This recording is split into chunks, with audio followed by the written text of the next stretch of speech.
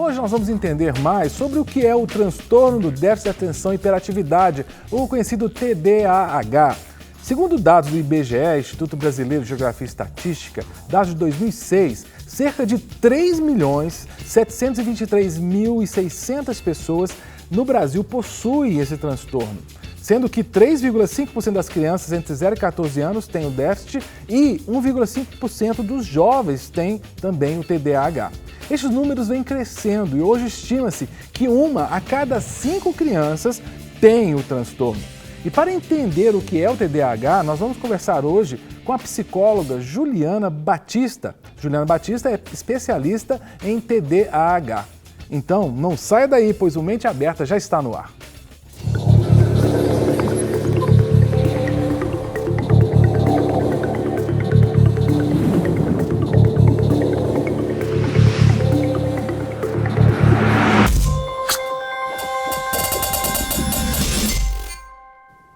E os nossos contatos para que a gente se comunique durante o programa são bem fáceis de memorizar e estão passando também na nossa telinha aí. É menteaberta@redesuper.com.br, menteaberta@redesuper.com.br, você manda mensagem para a gente, ou se você usa o Twitter também é muito fácil, é @PGMMenteaberta, @PGMMenteaberta. Mande a sua pergunta, a sua sugestão de tema, a gente recebe com muito carinho. E esse tema de hoje, inclusive, é um tema que vários telespectadores têm pedido para a gente tratar, que é o TDAH. E eu queria agradecer primeiro a Juliana. Juliana, obrigado, viu, por ter vindo ao Mente Aberta, nos ajudar a entender melhor esse tema tão importante. Imagina, é um prazer estar aqui, um assunto de muita relevância para a nossa sociedade, né? Muitas famílias têm sido assustadas com essa ideia do déficit de atenção, do transtorno, né? E a gente teve o primeiro contato lá no rádio, né, Juliana? Juliana, a gente conversou sobre vários assuntos da área de psicologia, né? Aí um dia a gente estava falando sobre TDAH no rádio, eu falei, não, Juliana, vamos lá no Mente Aberta, porque eu quero que você tenha mais tempo para tratar desse assunto. Porque essa questão do TDAH, essa sigla, TDAH, se tornou muito comum de ser usada hoje nos ambientes, sobretudo escolares, não é? Mas isso aí faz pouco tempo, pelo menos eu imagino que faz pouco tempo, porque na minha época de criança, na escola, a gente não tinha esse negócio, a gente não ouvia falar de criança com TDAH. Há quanto tempo, como é que é essa questão do TDAH? Há quanto tempo se fala sobre isso? Esse transtorno, vamos dizer assim, ele tem esse nome há pouco tempo. Por volta de 1960, 50, não, 50 não. 50 ele ainda era considerado, desde 1900 se estuda essa característica, esse tipo característico de comportamento. Não é uma coisa nova, né? Inclusive muitos pais têm muita resistência de tratamento, que eles falam assim, não, essa doença foi inventada, isso não existe. Né? O TDAH ele não passou a existir, não. Ele sempre existiu, ele era considerado como lesão cerebral, como disfunção cerebral. Ele tinha outros nomes e ele era tratado de outra forma. Você estava até falando comigo e o problema é quando a gente conversa em offline, né? A gente tem que lembrar se falamos off ou on, mas vamos voltar que isso aqui foi offline. Você estava falando que inclusive crianças que tinham características que hoje são características de TDAH, antes eram tratados com medicação mais forte, né? Como antiepiléticos, né? Essa coisa toda. Mas assim, é uma coisa que sempre existiu, esse tipo característico de sujeito, né? Ele não é uma coisa nova, não é uma coisa da modernidade, né? A modernidade pode estar acelerando esses processos, mas não é uma doença, vamos dizer, um transtorno novo. Não, você já falou uma coisa aí que já me levou a uma outra pergunta que eu não tinha pensado. Como que a modernidade pode estar acelerando o processo do transtorno de déficit de atenção e hiperatividade? Nossa, muito. As famílias, elas foram invadidas por um turbilhão de estímulos, né? Sim. As crianças hoje em dia com 2 aninhos, elas já têm movimentos, né, para iPad, iPod, iPhone, o nível de informação globalizado, então gera uma grande ansiedade, o que para uma pessoa que tem déficit de atenção é uma coisa difícil de administrar. O excesso de estímulos. Né? Eu fico pensando, tem gente que agora está, né, quem está vendo em casa a gente, né, pode estar vendo pela TV aberta, que é o HF, né, no canal 32, 21, pode estar vendo pela TV a cabo e pode estar vendo pela internet. Eu imagino quem está vendo, por exemplo, na TV a cabo, o número de canais que essa pessoa tem acesso. Uma pessoa que tem déficit de atenção, se ela não tiver muito controle, ela fica mudando de canal o tempo inteiro, né? E é uma característica mesmo de uma pessoa que tem déficit de atenção e hiperatividade, essa questão de não conseguir começar uma coisa e concluir, né? Então, assim, são 3 tipos de tipos característicos do transtorno. Tem o primeiro tipo, que é o desatento. Ele só tem, a característica nele que ressalta é a desatenção. Então, ele às vezes, ele é até meio letárgico. Ele não é um menino agitado, ele é um menino que passa desapercebido na sala de aula. Mas aí é TDAH também? Tem o H? É a mesma, aí ele não tem, né? Não tem o H, seria o TDA.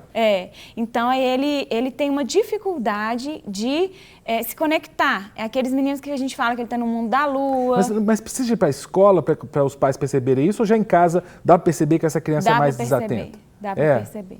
E é assim, nítido, né? Ele é um menino letárgico, ele é um menino que vive no mundo da lua, né? Então, assim, ele é mais lento. Então, as dificuldades dele são relacionadas porque ele é voado. A gente fala que é aquele menino voado.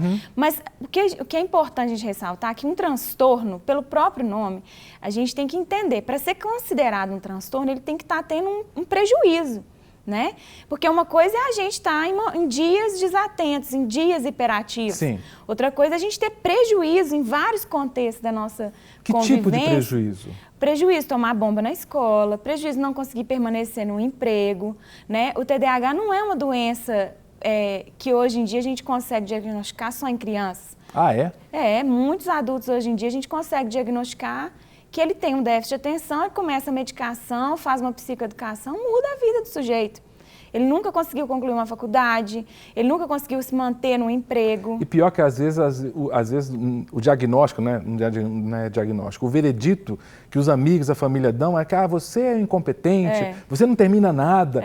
E se é um transtorno... Isso é uma disfunção cerebral. Não é porque ele não quer. Não é porque ele não quer. É claro que o contexto dele vai reforçando essa característica dele. Ele vai ficando cada vez mais crente que aquilo é parte dele mesmo e com menos força para poder lutar com essas características, né? Agora, você falou, e eu já tô tão envolvido com o tema que já estou misturando as perguntas, tá? Que a gente pauta as perguntas todas aqui, mas já estou misturando porque eu estou muito interessado.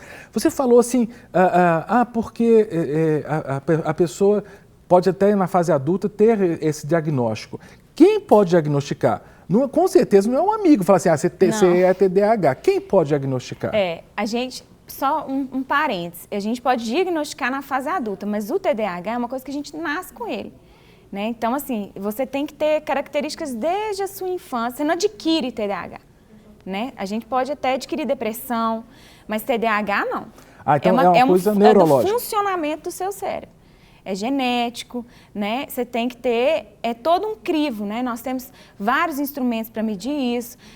De acordo com a idade do sujeito, tem crivos diferentes, mais adaptados, né? O ideal seria num psiquiatra mesmo, num neuropsicólogo, num psicólogo, mas sempre uma equipe multidisciplinar, porque é muito eficaz o uso da medicação, né? Então, o psiquiatra é o que pode prescrever essa medicação. Mas essa medicação, inclusive a medicação que já é... Eu que trabalho com escolas, né? Você tinha a turma, a gente até brincava, a turma do nome da medicação lá, né? Porque tinha uma turma que tomava aquele remédio, né? Você diz dos anticonvulsivantes? Não. Eu vou até citar nomes que são medicações do passado, né? Tinha a turma do Gardenal, que era antigamente. Hoje você tem a turma da Ritalina. Né? Porque toma Ritalina. Agora, esse negócio de tomar Ritalina é muito sério, porque precisa... porque às vezes o pai fala assim, seu filho melhorou demais na escola, o que ele está tomando? Está tomando essa medicação. É uma medicação controlada. Então esse negócio de ficar assim, toma um pouquinho, dá um pouquinho para o seu filho, porque pode melhorar. Não pode de jeito nenhum, só com prescrição médica. Né? A gente tem que entender que isso é do sujeito. Então, se a gente quanto antes a gente começar a medicação, mais tempo o sujeito vai tomar, né? E algumas pessoas podem aprender a conviver com a hiperatividade, né? Algumas pessoas não precisam da medicação. Essa é a pergunta. A gente pode trabalhar sim para que não precise tomar a medicação, porque toda medicação tem alguma consequência, não tem como. Tem um rebote, tem um efeito contrário. Né? Então, assim, eu sou da opinião que a gente tem que ter muito critério para medicar mesmo. Os médicos com que eu tenho relacionamento também, né? O Ismael Sobrinho, que é o o que mais, assim, eu trabalho com ele. Então, assim, a gente tem que ter muito critério mesmo para medicar, a gente tem que ir avaliando junto com a família, não adianta só tomar a medicação. Se o sujeito não tem uma alteração no meio ambiente dele também, ele não vai conseguir alcançar o sucesso. Porque a grande dificuldade do déficit de atenção são as comorbidades que vêm com ela. Porque uma criança, por exemplo, que não é muito agitada, por exemplo, eu tenho clientes que eles não conseguem ficar sentados na cadeira. A fazer o uma agitação, uma cinesia. A gente fala assim que ele para, ele começa a batucar, sabe? Então, assim, é uma coisa dele mesmo, ele não consegue. Eu tenho cliente que chora, eu falo, eu quero parar, mas não consigo. Especialmente crianças, né? Eles veem que são prejudicados, mas eles não têm controle. Porque eles têm, na parte do córtex pré-frontal, tem uma disfunção. As sinapses não são feitas de forma correta. Então, assim, eles têm esse prejuízo mesmo. Então, a gente tem que trabalhar a questão do contexto que ele está, a gente tem que trabalhar questões familiares, porque a família também desiste do sujeito. A família fica, não, esse menino não tem jeito, né? Esse menino não dá mesmo, não, isso aí, vamos botar na escola pública. Mas, Juliana, como é que a gente fica sabendo se é bagunceiro ou se tem um transtorno? Porque tem criança que é bagunceira, tem criança que falta correção, falta disciplina, mas não é não? Essa criança, com a correção, ela assimila a correção. A criança que tem o transtorno do déficit de atenção e hiperatividade, ela fica querendo dar conta, mas não dá. Entendeu? E o que eu estava dizendo também, que as consequências que vêm com esse transtorno são muito tristes, porque a criança fica com uma baixa autoestima porque ela não se controla. Ela começa ela quer acertar, mas não consegue. Se identificar com coisas ruins sobre ela. Então, por exemplo, eu não tenho sucesso na escola, eu não consigo alcançar as coisas que eu gostaria, eu não consigo decorar, porque, por exemplo, memorizar coisas é muito determinante a questão da atenção. Claro. Então, se você não presta atenção, você não consegue memorizar. Então, um menino que tem uma dificuldade de atenção, ele não vai conseguir memorizar nada. Então, você conta para ele um trem, mas ele já não sabe de nada. Agora, você estuda, ele não aprende, ele não acomoda. Que é mais forte que a pessoa. Eu estava trabalhando com meus alunos da faculdade um filme chamado Na Frente da Sala, é uma tradução livre português de síndrome de Tourette, né, que é também um distúrbio neuropsiquiátrico, e a pessoa não tem controle. E o filme contava a história de uma criança, o Brad Cohen, e é uma história real, e o Brad ele sofria por isso, porque ele não conseguia, a Tourette, a pessoa tem tiques nervosos, que ela não consegue controlar. E a maior frustração dele era essa, porque ele queria parar e não conseguia. O transtorno de déficit de atenção e hiperatividade é semelhante, então, nesse aspecto, a criança quer, por exemplo, ficar quieta, mas não consegue, não isso? Não consegue, Inclusive, tem uma coisa que muitos pais falam comigo, Juliana, mas quando é videogame, ele sossega. Isso. Quando ele alguma coisa que é prazerosa para ele sossega. Sim, eles conseguem. Mas é um déficit mesmo, ele não consegue coisas que ele sabe que precisa. Então, a gente trabalha muito com os meninos essa questão da autoobservação. Né? Porque são 3 tipos. Tem o primeiro, que é o da desatenção, o segundo, que é o da agitação. Que é o H. É o H, ele é hiperativo, é aquele menino que passa e derruba tudo, quebra tudo, queima tudo na casa. Ixi, tem gente que está ouvindo a gente em casa, está lembrando de 50 pessoas. E tem gente que tem os 2 combinados. Ai. Então, aí é crítico mesmo. Esse aí, quando toma medicação, a vida dele muda. Ele é eternamente grato a quem inventou a Ritalina, né? Engraçado você estar falando isso. Eu aqui na TV, eu trabalho na TV já há mais tempo. Tinha uma produtora nossa, uma editora nossa, que eu fazia um programa. E depois que eu fui descobrir, ela falou assim, Cássio, eu tenho TDAH e eu tenho que tomar, às vezes, 2 Ritalinas, pelo grau que é. Mas era engraçado porque ela me explicou isso, porque um dia a gente estava aqui, eu estava fazendo a entrevista, e a gente usa aqui na TV, usa um negocinho chamado ponto, né, que o diretor lá, o editor, fica falando, olha, falta tanto tempo para terminar, faz tal pergunta, né? A gente tem toda a equipe. E às vezes eu queria saber quanto tempo faltava para terminar o programa, e a pessoa não falava. E eu ficava assim, preocupado. Na hora que acabou a gravação, eu cheguei para ela, por que você não falou? Eu falei, Cássio, desculpa, eu não tomei remédio hoje, eu estava na crise, eu estava voada. Quer dizer, eu fico pensando numa pessoa dessa, no trabalho, por exemplo, ela pode perder o emprego por causa do transtorno. E aí vem as comorbidades, porque o sujeito ele começa a ser identificado nos ambientes por conta disso. Então, assim, não, fulano não fala nada com ele não, porque ele não vai dar conta. fulano é burro. Tem gente que acha que é burro. Eu já tive clientes que tinham certeza. Estava no 3º ano científico. Falou, não vou estudar, não sei, não consigo ler um parágrafo. E, no entanto, era o quê? O transtorno de déficit de atenção. Começou a tomar um remédio, fez uma faculdade, é brilhante hoje e tá tudo ok. Mas e a psicoterapia ajuda? Ajuda demais. Quais são as abordagens que um psicólogo, uma psicóloga pode fazer com a pessoa que tem TDAH que podem minimizar os sintomas? Varia com a idade, né? Com a criança, a gente trabalha muito os pais, a família, a escola, uma boa rotina planejada. Isso diminui demais. Eu aprendi com você, isso é uma abordagem sistêmica, é isso? Ah, tô aprendendo. Familiar. Tô aprendendo. Eu sou encantada, né? Porque eu acredito que um sujeito que tem uma família como é que eu vou falar? Harmonizada, ele tem muito mais chances, né? Tanto que a família é uma coisa de Deus mesmo, né? Então, assim, a gente trabalhar com a família, a gente tem muitos efeitos positivos. A gente consegue alcançar várias áreas da vida do sujeito. Então, assim, uma boa rotina, planejada, disciplina, né? A perseverança dos pais com a criança. Porque eu vejo hoje em dia, o grande sofrimento é que os pais estão trabalhando tanto.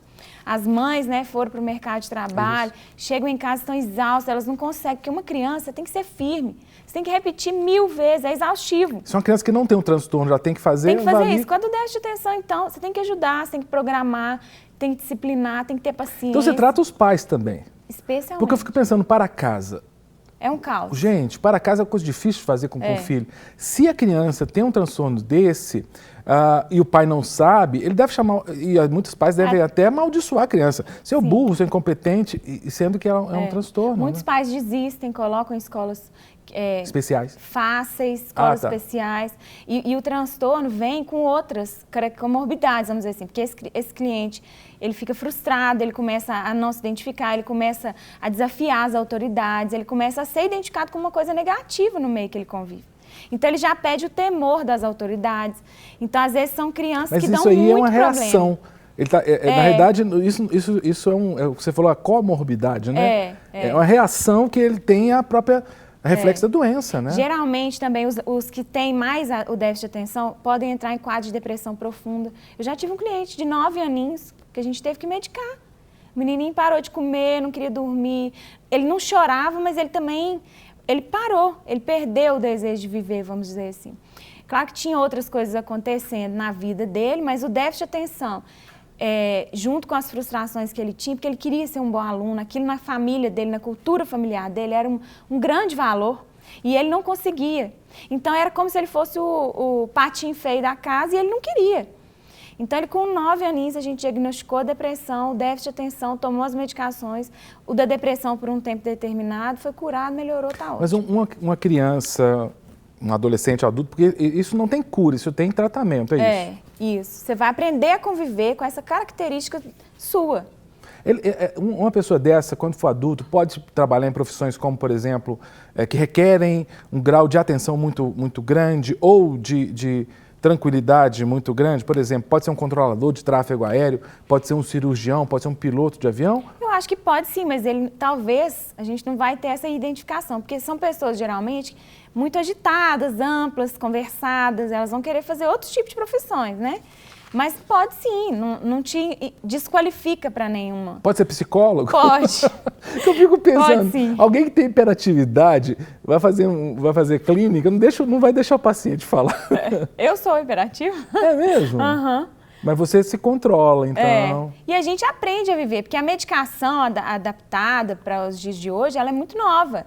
Né? A própria Ritalina, que é o metilfenidrato, Venvance, Concerta, que são as medicações que estão na moda, né? Hoje em dia, elas são muito novas. A gente aprendeu a viver sem esses remédios. A gente teve que desenvolver estratégias. Perfeito. Né? Então, assim, hoje eu não tomo a medicação, mas eu tenho toda a minha vida super controlada. Né? A gente tem que estabelecer disciplinas, porque senão a gente não consegue. Mas tem um lado positivo, pensando no transtorno, não tem?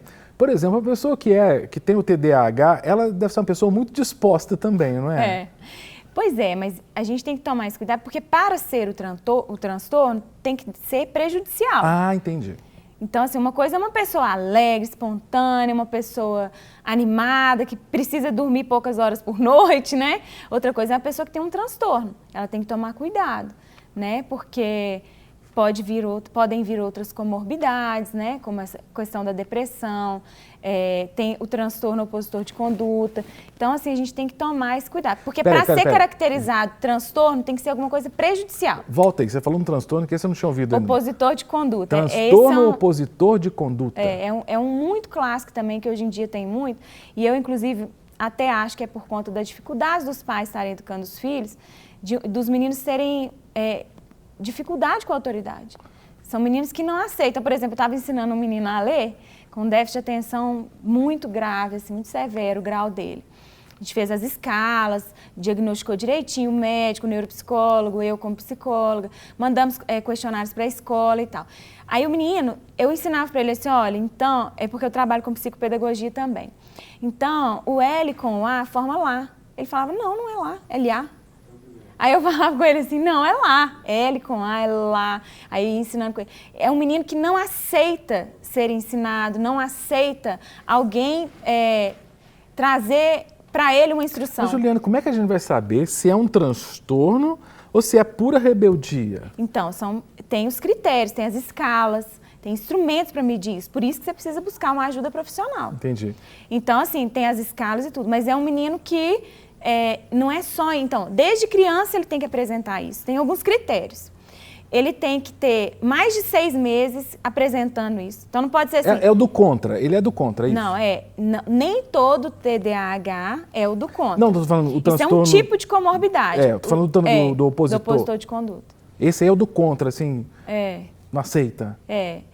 A gente nem é só o do contra, ele é um menino de opinião. A gente fala assim, que menino de opinião? Gente, não aceita nada, né? Geralmente são meninos que dão birras apavorantes, né? Então, assim, é muito triste para ele, porque depois quando ele sai, ele fica extremamente envergonhado, né? Porque ele não tem controle. Uma característica muito forte do transtorno de déficit de hiperatividade, de atenção e hiperatividade, é que ele é muito impulsivo. São sujeitos impulsivos, eles fazem as coisas sem pensar, eles tomam decisões sem pensar. E quando vê, já está lá naquela situação e às vezes sem ter condições de voltar. Você está falando, eu estou pensando, lembrando de muita gente na igreja, né? Tem gente que não consegue prestar atenção no sermão. Uhum. Isso pode ser um caso de déficit de atenção? Pois é um déficit de atenção naquele momento. É outra coisa engraçada. A gente tem que pensar o transtorno como uma disfunção química do nosso cérebro, uma dificuldade, né? Um problema neuroquímico. Então, assim, outra coisa, por exemplo, eu tenho mães que às vezes chegam lá no meu consultório, acabaram de ganhar neném. Estão lá, não sei quantos meses sem dormir direito, não sei quantos meses sem conseguir trabalhar direito, amamentando, aquela coisa desgastada, né? E aí ela fala, eu acho que eu estou com depressão, acho que eu tenho hiperatividade. Não, tem momentos da nossa vida que a gente pode ter determinados quadros clínicos psicológicos ou até psiquiátricos. É eventual. Que por conta de algum contexto que a gente está vivendo. E não necessariamente a gente é aquilo. O transtorno de atenção, de hiperatividade, né? Ele é um transtorno, desde que a criança é pequena. Eu tenho mães que me contam que o menino tinha dificuldade de parar o globo ocular quando era bebê. Muito forte isso. É forte. Mas aí voltando para a igreja, né? Porque você é também uma cristã evangélica. Tem criança na igreja que não consegue ficar na escola dominical. É adolescente que não fica na reunião dos jovens. Tem adulto que não consegue prestar atenção no sermão, toda hora levanta para ir no banheiro, para tomar água.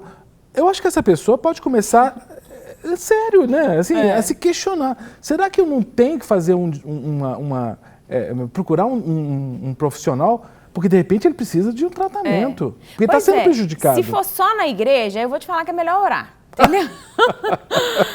Tem que ser em vários contextos. Entendi. Para ser um transtorno, você tem que ter prejuízo. Por exemplo, é um menino que na escola não fica parado. Que é assim em todos os ambientes. Fica em pé na carteira. Né? Ele é assim em outros contextos. Se for só na igreja, é espiritual, entendeu? Agora, se for em vários contextos da vida dele, então sim, que ele busque, sim. Né? Ah, tá. Então no trabalho ele tem que ser aquela pessoa que não fica na frente do computador, levanta toda hora, não consegue... Não consegue começar e terminar uma atividade. Então, por exemplo, se tem mais de um ano que você não começa e termina um livro, uma coisa é você ler 7 livros ao mesmo tempo, em um ano você lê 7, né? Mas, assim, se você tem dificuldade de começar e concluir coisas, são indícios, né? São indícios. Se você tem dificuldade de manter por muito tempo um determinado padrão de comportamento, por exemplo, fazer uma academia, mas também não... Por isso que você tem que ir numa pessoa para te ajudar. Porque também tem a preguiça, né? Tem a indisciplina, que não tem nada a ver com o transtorno. Entendo. Né? Então, no caso aí, tem muita gente que está ouvindo a gente, vendo a gente aqui, que está pensando, será que eu tenho? Né? Porque é muito interessante a conversa, porque o Mente Aberta tem essa finalidade mesmo, abrir nossa mente até para certos conceitos que são conceitos da ciência e que ajudam o comportamento. Talvez a pessoa tem que começar a conversar até com os pais, como é que eu era quando criança, se eu tinha isso. Para ver se, porque para ser transtorno é algo que vem da infância. É da infância. É desde sempre o sujeito foi assim. Não é nada novidade, queria TDAH. Não, isso não existe. Você tem que ter desde que você era criança. E eu acho muito legal a gente ressaltar a questão do contexto familiar. Sim. Sabe, uma família que tem uma rotina, uma família com horários estabelecidos, isso ajuda demais a criança a não desenvolver essas características, né? Vamos dizer, desadaptadas, né? Porque às vezes a criança pode até ter um grau leve de déficit de atenção e hiperatividade, e ela consegue sobreviver àquilo sem ter que tomar uma medicação, sem ter que passar por constrangimentos, né? Mas, geralmente, quando chega no psicólogo, ou no psiquiatra, ou no neurologista, aí é porque a questão já está fora do controle, né? Então, assim, é bom a gente sempre não ter preconceito, né? Eu tenho muitos clientes que chegam para mim e falam assim, olha, eu vim aqui, mas eu não acredito, eu tô com ódio de estar aqui, eu vim só porque a escola mandou. Entendeu?